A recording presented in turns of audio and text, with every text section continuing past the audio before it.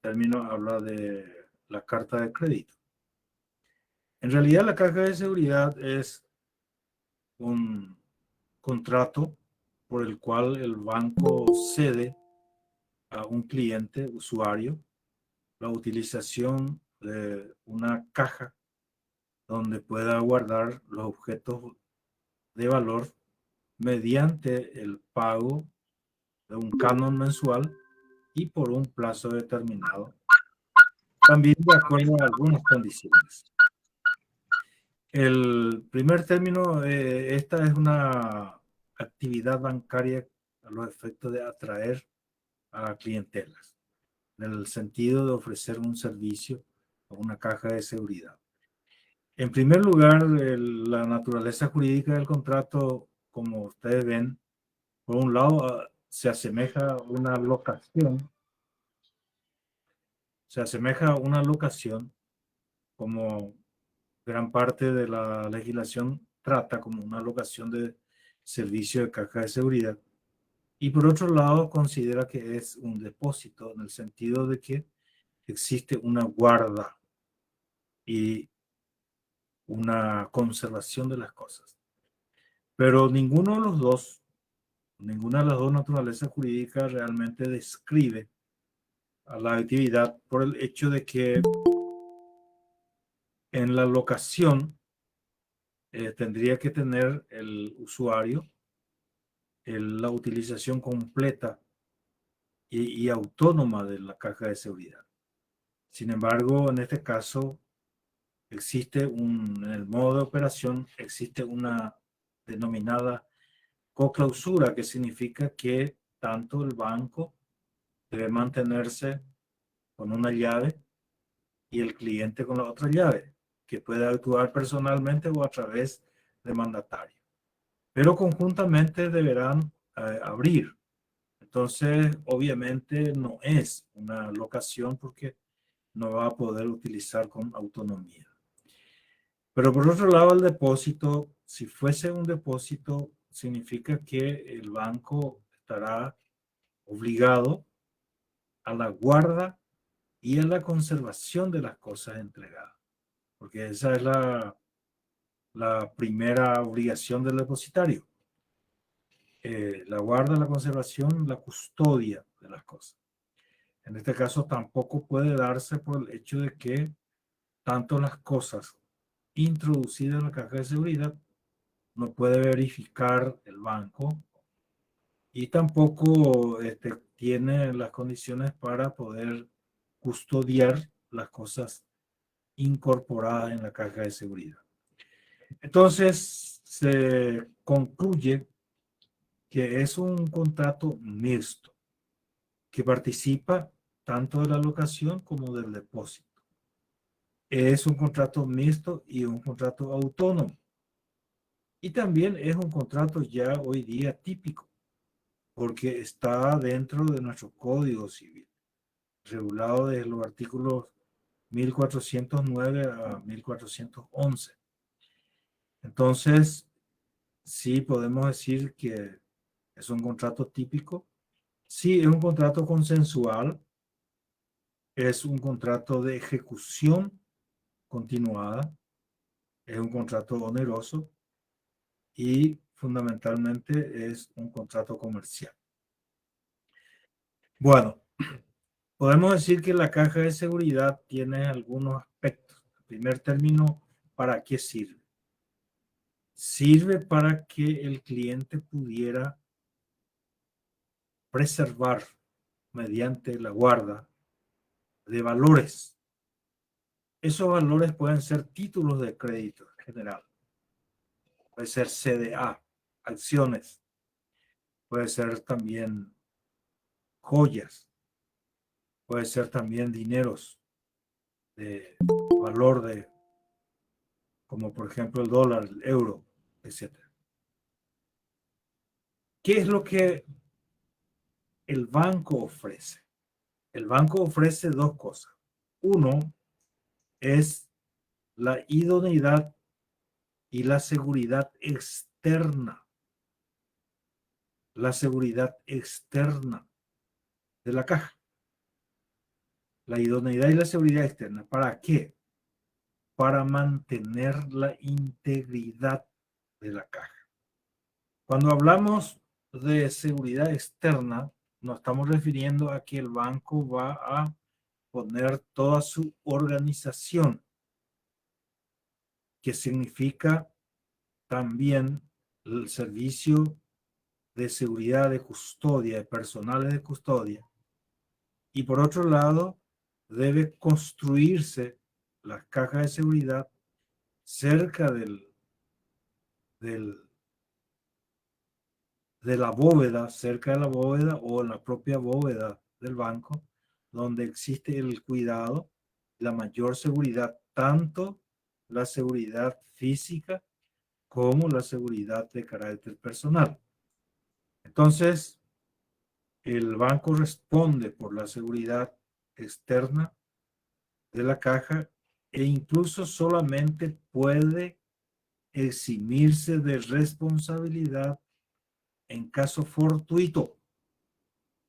Dice la ley, dice que el servicio de custodia en caja fuerte, el banco responde al usuario de la idoneidad, seguridad de los locales, de la integridad de la caja, salvo caso fortuito.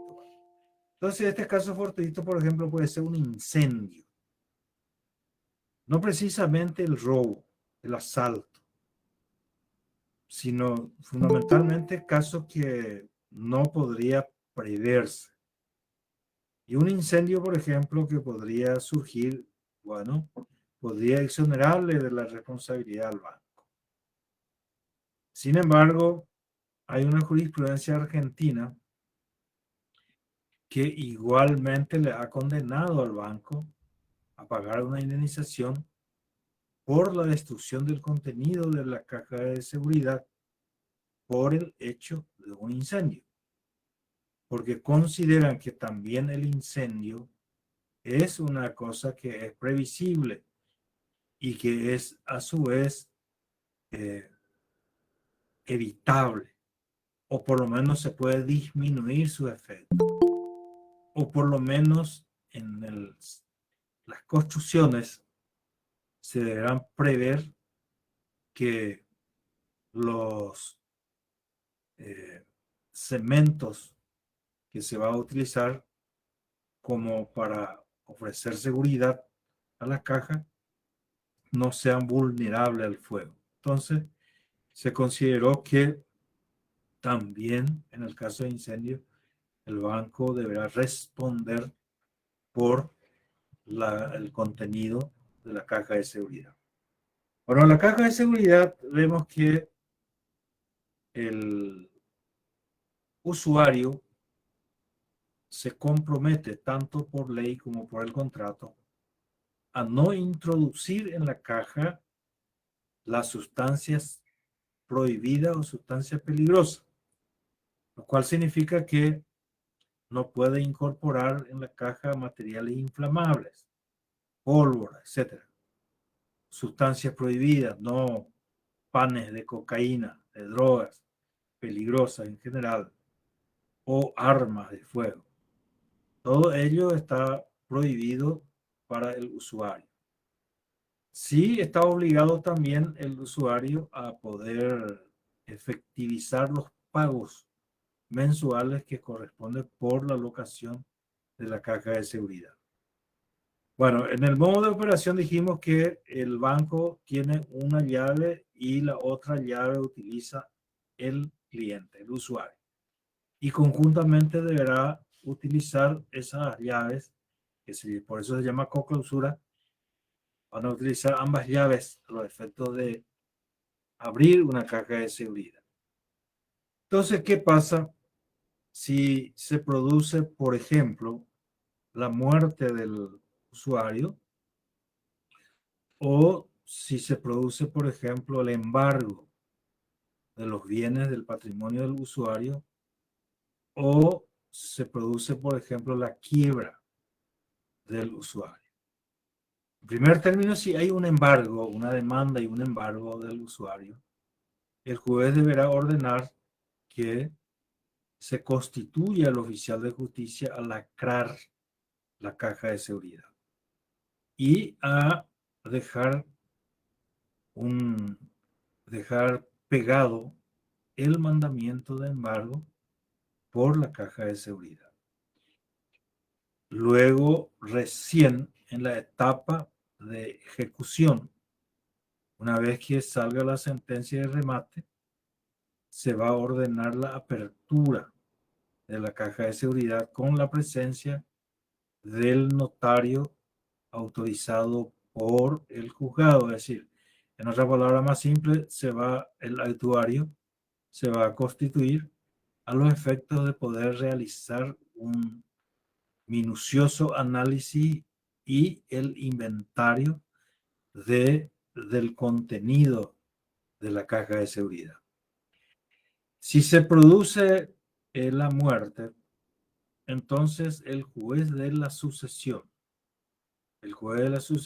ordenará el mismo procedimiento y establecerá en el momento oportuno, cuando llega la etapa de la adjudicación de los bienes, se va a poder decretar la apertura, hacer el inventario, los efectos de integrar el activo patrimonial de la sucesión. En el caso de la quiebra, el usuario es el síndico. El síndico de quiebra es el que va a asumir la representación de la masa y también del fallido, y se ordenará la apertura de la caja de seguridad, hacer un inventario para que pueda integrar el activo patrimonial del fallido, es decir, de la masa. Entonces, nosotros vemos que en todos estos casos en que se produzca uno de estos hechos, ¿cuál es el procedimiento para la apertura y el inventario de los bienes existentes? Ahora, ¿qué pasa si es que el usuario deja de pagar y tampoco entrega la llave? En ese caso, dice la ley que el banco deberá intimar en forma fehaciente al usuario, lo cual significa que debe intimarle por un acta notarial o por un telegrama colacionado. Deberá intimarle al usuario para que se presente a los efectos de poder regularizar su obligación, honrar su deuda, y en todo caso, si va a rescindir el contrato, bueno, se determinará el modo y desde qué fecha se producirá la rescisión del contrato.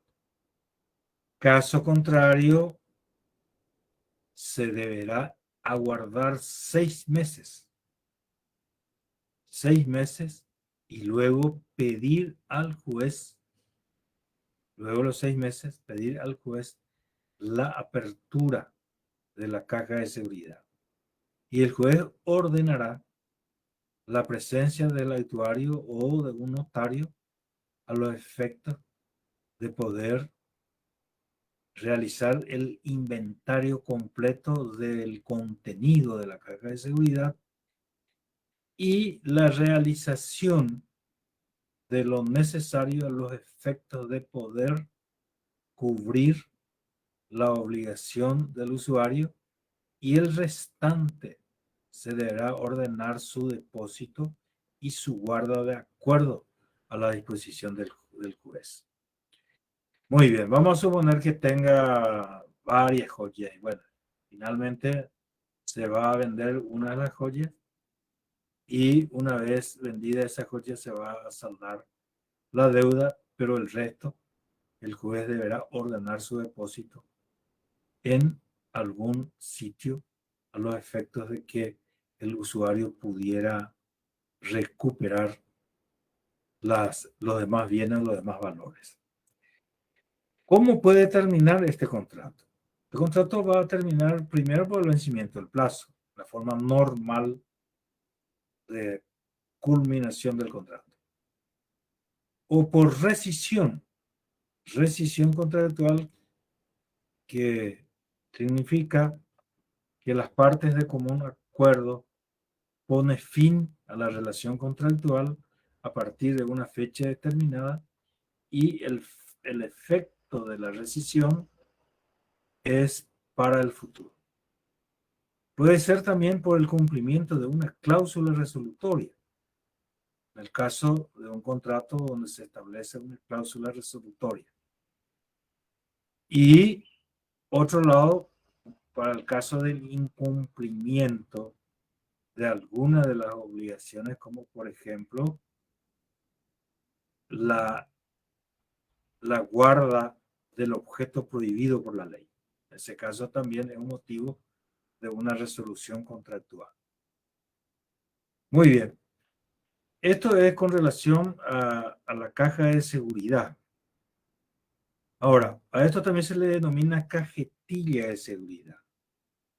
Cajetilla de seguridad en la legislación colombiana, por ejemplo, le llaman cajetilla de seguridad.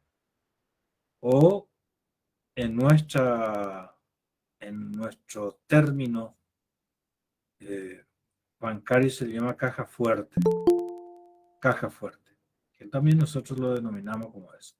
Pero lo cierto es lo que sí vemos que la caja de seguridad es un contrato por el cual el banco cede la utilización de un espacio en la cajetilla o en la caja de seguridad donde está construido dentro de la bóveda o del lugar de la máxima seguridad del banco, sometido al control y a la seguridad externa del banco, lo cual significa no solamente desde el punto de vista de la infraestructura, sino también de los personales que van a cuidar y van a asegurar a los efectos de evitar todo tipo de robo, asalto o simplemente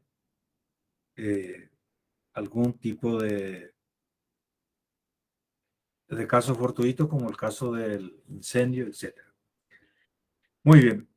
Ahora nos vamos al otro punto que trata de la carta de crédito.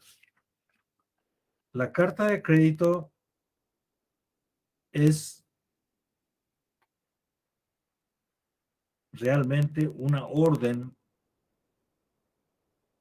que emite un banco emisor contra un banco corresponsal o sucursal que se encuentra en otra plaza, donde el cliente va a llevar a cabo algunos negocios. La utilidad de la carta de crédito, en primer término, establece que el cliente no va a llevar remesa de dinero. Y la autorización o la orden de pago es hasta un límite determinado donde el cliente podrá utilizar hasta ese límite o simplemente utilizar por un monto menor. Porque esa orden que emite el banco emisor contra otro banco, que es un banco corresponsal de otra plaza donde se va a llevar a cabo el negocio jurídico determinado. Esta carta de crédito es el antecedente de lo que es la carta de crédito. Y esta carta de crédito fue muy utilizado a partir del siglo XIV aproximadamente en Europa. Principalmente hay una ordenanza de Bilbao que es el que regulaba anteriormente como antecedente de esta carta de crédito. Es una institución bastante antigua que se originó desde el momento en que el banco se organizó como entidad jurídica y como una organización autónoma. Entonces, el cliente puede utilizar en diversas plazas. Esta carta de crédito, la apertura de la carta de crédito, que es como una orden de pago, donde tiene una formalidad. En primer término figura el nombre del banco emisor. En segundo lugar, el banco corresponsal o el banco sucursal de la otra plaza. Luego, la calidad de orden de pago. Luego, el monto. Luego, el nombre del beneficiario. Y por último, también la firma del beneficiario. ¿Por qué la firma del beneficiario? Porque el banco corresponsal o el banco pagador va a verificar en el momento, primero la identidad del beneficiario y luego tiene que cotejar la firma del beneficiario a los efectos de poder realizar el pago. Ahora, esta orden de pago, esta carta de crédito puede ser, normalmente fue una carta nominativa, es decir, donde figura la persona beneficiaria, el sujeto beneficiario, con su identidad y su firma correspondiente. Pero nada impide de que esa carta de crédito sea transferible, en cuyo caso, una vez realizada la compra en el exterior, pueda directamente transferir al vendedor. Y en consecuencia, el vendedor de las mercaderías del exterior va a percibir el pago ordenado por el banco emisor. Nada impide, pero en principio estas cartas de crédito son cartas nominativas. Muy bien. En la carta de crédito puede ser, en cuanto a su origen, a esa carta le puede preceder dos cosas. Uno, el depósito que es el dinero del propio cliente, lo cual significaría que, bueno, yo tengo una cuenta corriente donde hay $1.000.000 y entonces el banco me da una carta de crédito por $500.000. En ese caso, la carta de crédito es irrevocable cuando precede un depósito de dinero del cliente. Entonces allí la carta de crédito es irrevocable. Pero puede ocurrir que a esa carta de crédito le preceda una apertura de crédito bancario. ¿En qué consiste la apertura de crédito bancario? La apertura de crédito bancario consiste en que el banco pone a disposición del cliente una línea de crédito y en donde el cliente, para la obtención de esa línea de crédito, ofrece como garantía algunos bienes y el cliente va utilizando en la medida de sus necesidades esa línea de crédito. Porque el banco lo que hace es poner a su disposición por un plazo determinado. Y sin embargo, las garantías no pueden ser levantadas hasta el cumplimiento del plazo, por más que el cliente no haya utilizado el crédito. Bueno, entonces esta apertura la apertura de crédito bancario puede preceder a la emisión de la carta de crédito. En ese caso, la carta de crédito es revocable. ¿Por qué es revocable? Es revocable la carta de crédito si es que se esfuma o hay un inconveniente en cuanto a las garantías. o por ejemplo se presenta una demanda de tercera persona contra la garantía y se embarga también esos bienes.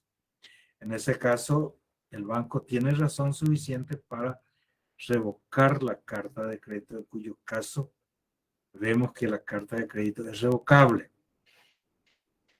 Muy bien. La carta de crédito puede ser simple cuando se otorga simplemente a favor de una persona determinada, donde va a utilizar en el exterior y va a presentar ante el banco pagador, que es el banco corresponsal o el banco sucursal, y el banco va a efectuar el pago a esa persona, sea que mediante el depósito en una cuenta o sea mediante una letra de cambio, mediante la aceptación de una letra de cambio por ese monto o mediante el pago en efectivo.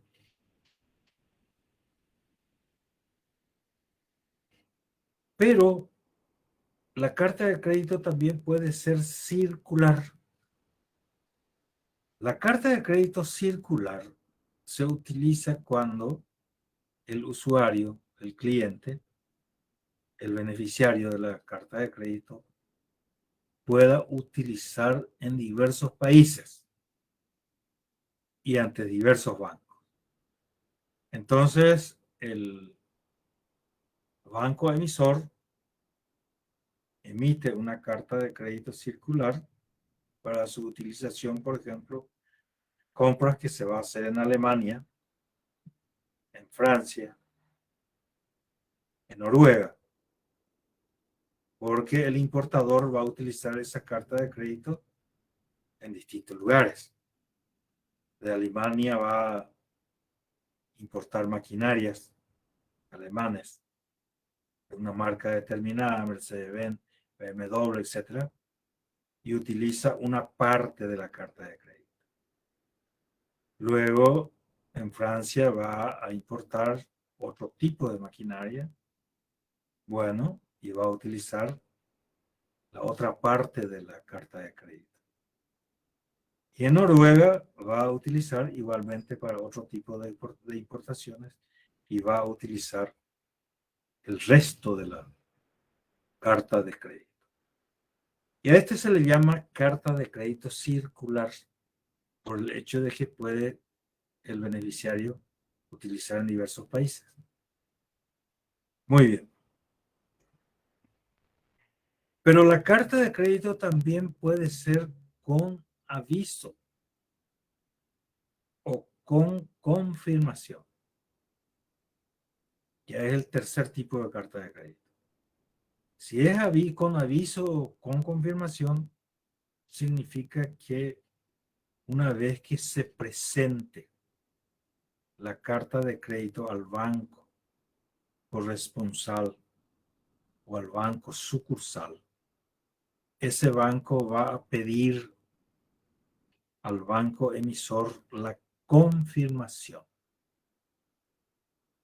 Y el banco emisor va a confirmar esa carta de crédito y allí se procede al pago de la suma de dinero que es el contenido de la carta de crédito.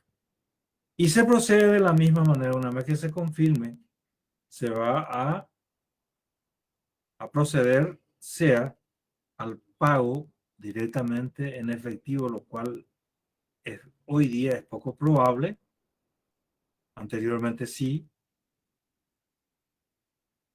o mediante el depósito en la cuenta donde indique el beneficiario, o mediante la aceptación de una letra librada o emitida por el vendedor. Vamos a suponer que yo tenga soy un importador de mercadería, voy a importar máquina para rayo X. y voy a traer una cantidad importante. Y voy con mi carta de crédito sujeto a confirmación. Y voy a Francia, justamente, voy a retirar máquina francesa. El banco que recibe mi carta de crédito, suponiendo que es por $500,000. Entonces, el banco receptor, pagador o corresponsal o sucursal solicita confirmación al Banco Sudamérica, el banco emisor. Le confirmo. Una vez que le confirme, yo tengo las distintas opciones. O el vendedor me dice, vamos a hacer lo siguiente. Vamos a depositarme en esta cuenta, en la cuenta de la empresa. Ese dinero que contiene su carta de crédito me transfiere a mi cuenta. Correcto. Se paga de esa manera, se efectúa el pago por la mercadería mediante el depósito de la cuenta. O dice no, a los efectos de poder facilitarme la tarea, voy a librar una letra por ese valor y que me acepte el banco. Entonces la letra es aceptada por el banco girado. Se llama el banco de girado. El banco girado acepta la letra y con eso ya se efectúa el pago. Porque a su vez él va a efectuar el pago seguramente a otra empresa mediante esa letra aceptada.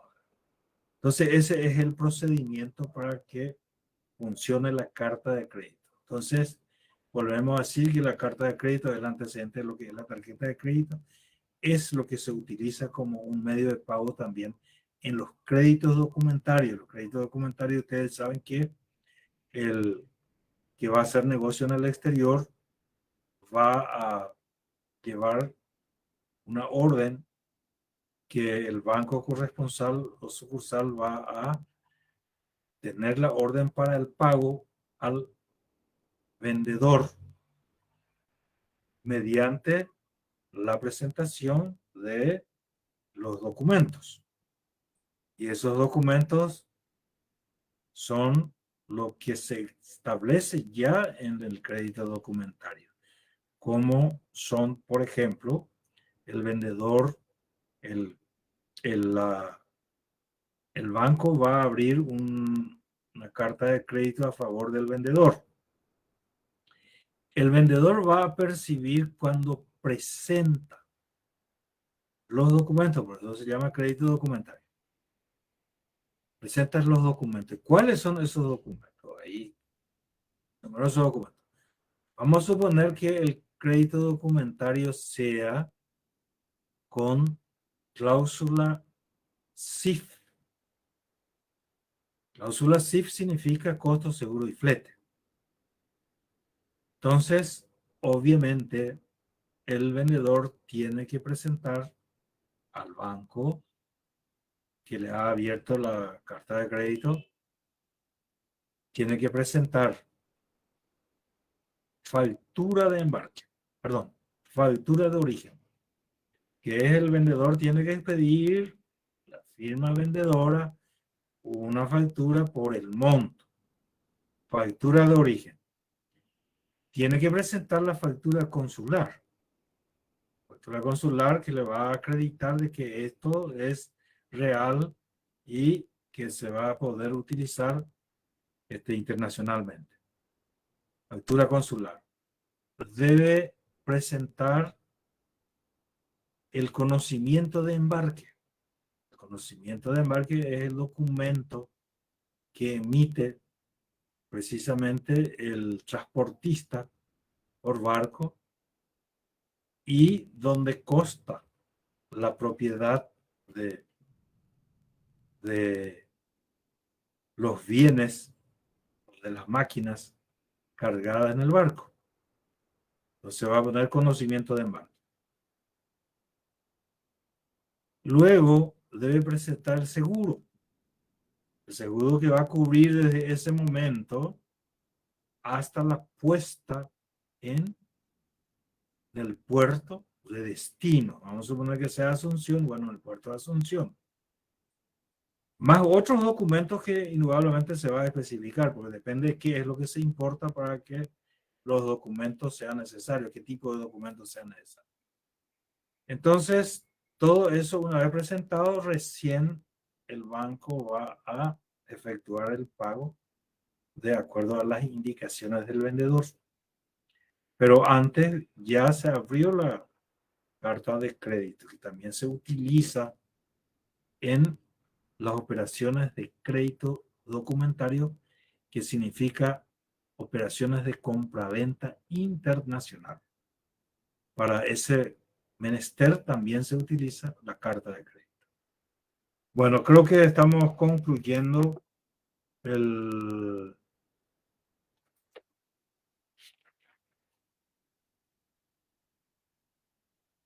utilidad de nuestro tiempo. Realmente